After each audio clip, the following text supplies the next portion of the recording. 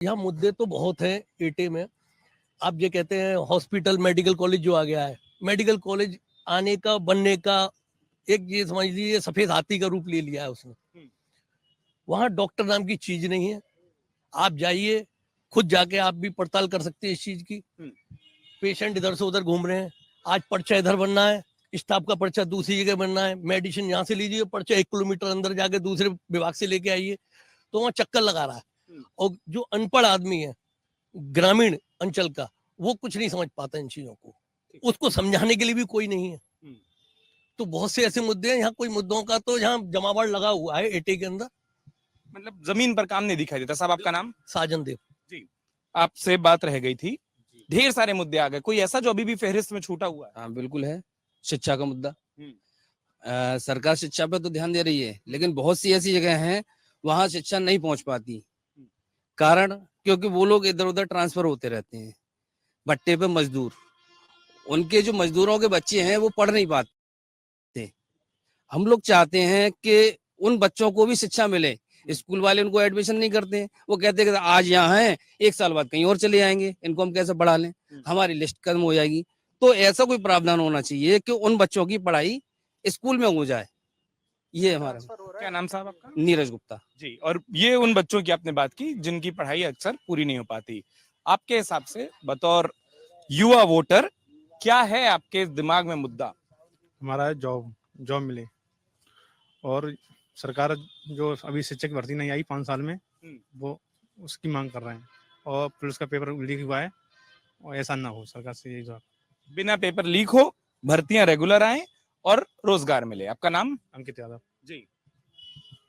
जी sir, रोजगार, युवा sir जो मेहनत कर रहा है, सुबह शाम 4 बजे उसके दौड़ लगा रहा है, अग्निवीर की जो भर्ती प्रक्रिया है वो 4 साल पूरी उन्होंने कर दी। उसमें सम्मान कहाँ मिल रहा है? जो युवा 4 बजे उठ के इतनी मेहनत करता है, और फिर ये अभी पुलिस भर्ती हुई तो इसमें पेपर लीक हुआ। ये हाई स्कूल इंटर के तो पेपर करा रहे हैं ठीक से, ये यूपी पुलिस भर्ती को नहीं करा रही है ठीक से। इसमें ये पर्चा लीक कर दिया। इसमें ये पर्चा लीक नहीं कराया गया, ये पर्चा जानबूझ के हुआ है लीक, क्योंकि सरकार को नौकरी ना देनी पड़े। क्या तले पकौड़े तले सरकार, उन्होंने सरकार ने तो कह दिया पकौड़े तले।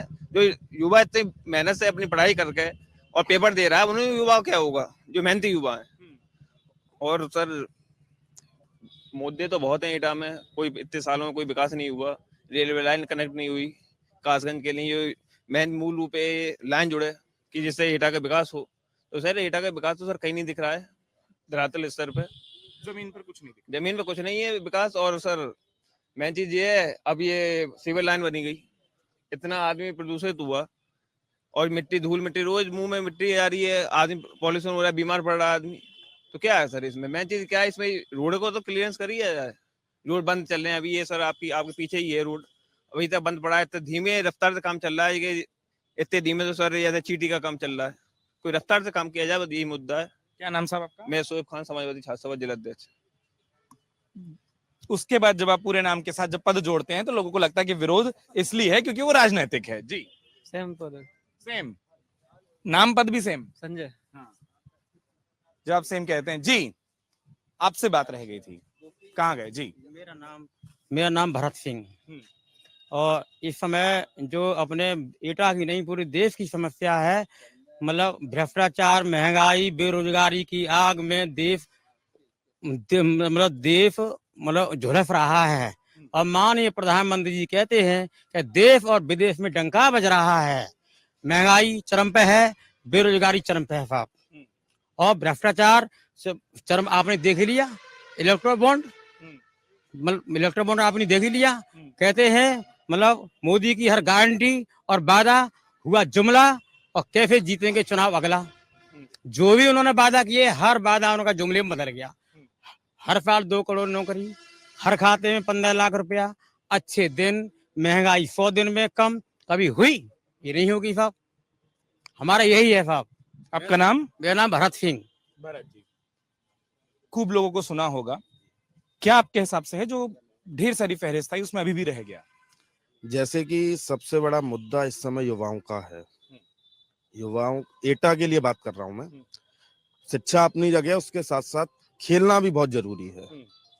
तो जैसे कि अभी हमारे एटा में खेलने के लिए कोई भी प्रावधान नहीं है, एथलेटिक्स वगैरह, मतलब इस प्रकार के जितने भी गेम्स हैं उस तरह के लिए कोई भी प्रावधान नहीं है। ये एटा के लिए एक मुद्दा है, युवाओं के लिए नया मुद्दा है, जिससे कि आजकल जैसे आप देख रहे होंगे डिजिटलाइज्ड बहुत हो रहा है। तो अगर शिक्षा की बात करी जाए, चलो मेडिकल आ गया, अच्छी बात है, स्वागत है मेडिकल कॉलेज का एटा में, बन भी गया है, चालू भी हो गया है। अब इसके साथ साथ जैसे कि पॉलिटेक्निक है, इंजीनियरिंग है, क्योंकि आजकल तकनीक की तरफ भारत बढ़ रहा है और देश ने नाम भी बहुत किया है तकनीक के लिए, मगर अब देश को थोड़ा अंदर भी देखना होगा। ये छोटे छोटे जिले, एटा हमारा बहुत छोटा जिला है, जैसे कि पहले एटा का युवा जाता था, दिल्ली जाता था तो एटा के युवाओं को रूम नहीं मिलता था। आज एटा इतना भयमुक्त हो चुका है, थोड़ा सुधर चुका है, तो आज एटा के युवाओं को थोड़ी सहानुभूति मिलती है। इतना काम हुआ है 2014-2017 की सरकार के बाद, जिससे कि अब नया जो भारत है उसमें एटा की जो है डिमांड है वो यही है कि आपका नाम साहब? मेरा नाम केशव माहेश्वरी है। और सबसे अच्छी बात यह तमाम लोगों को सुनकर जो मुझे समझ आया, अगर आप ये वीडियो YouTube पर देख रहे हैं तो हमारे चैनल को सब्सक्राइब करें और बेल आइकन को दबाना ना भूलें। अगर आप Facebook पर ये वीडियो देख रहे हैं तो हमारे पेज को लाइक करें।